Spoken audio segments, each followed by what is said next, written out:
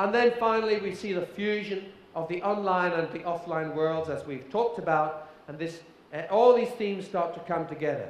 And it doesn't matter whether it's the bicycle, whether it's the materials, whether it's the do-it-yourself, the white goods, whatever it is, it all becomes fused into one continuous retail experience. And here we're seeing also confusion about people who buy in the store to have delivered at home. Or they go to the store, they order online. And another part of this is where the product is delivered. If you look at the UK now, this year, 1.3 billion boxes will be delivered to people's homes. Things that could be as large as this, a product as big as one of these. 1.3 billion parcels being delivered to people's homes. But what happens when the person is not at home? That's the question. How many times do you have to take the same vacuum cleaner to the same house, hoping that someone will be in? And the answer is it's getting very expensive. So it's also very inconvenient for the customer. So what's happened is there's been an explosion of new delivery places. It started in Germany, and it is spreading fast across the whole of the European Union, and they're called parcel shops or some other name. There are several brands. In the UK, we have seen 3,000 parcel shops in the last 12 months. Now, remember me saying that these smaller shops are coming under pressure to close, to become part of a big chain. But now we have some hope for the smaller shop.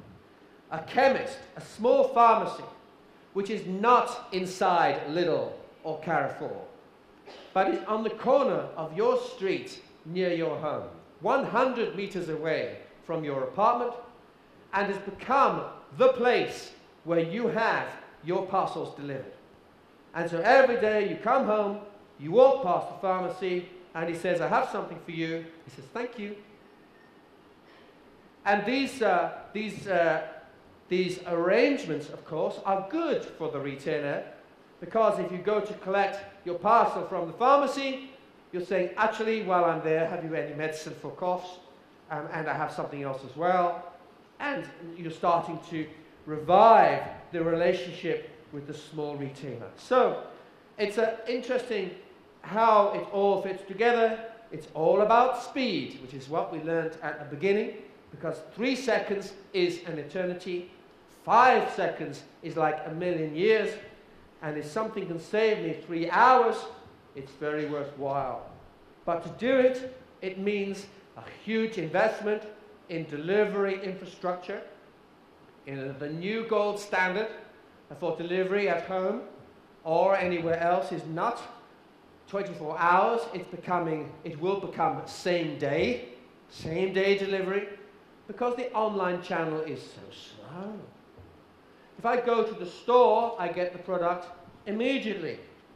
If I order it online, I have to wait 5 seconds, 20 seconds. I have to wait 24 hours.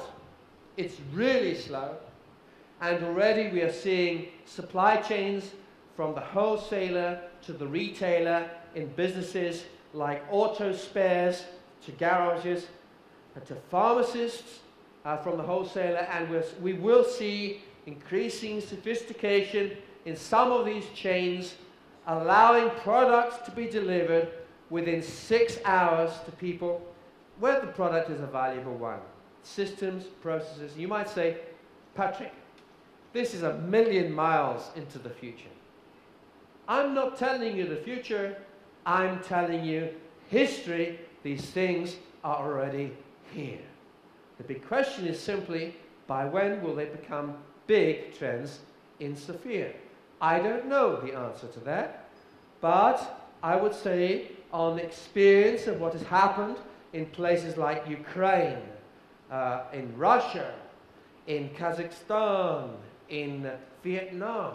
Do you know Vietnam has salary costs which are half those of China?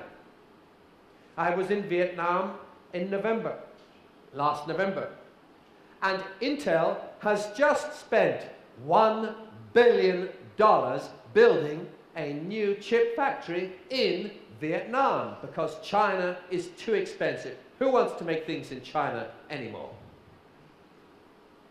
In little Vietnam, with its very low income per person, there are more mobile phones than there are human beings.